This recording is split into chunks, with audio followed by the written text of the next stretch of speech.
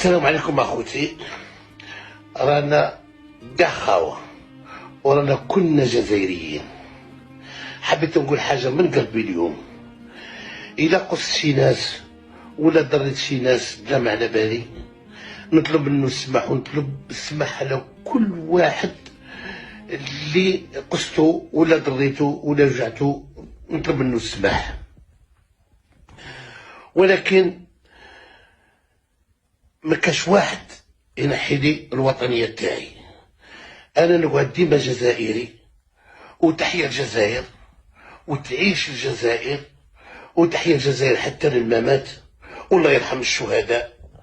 والسلام عليكم.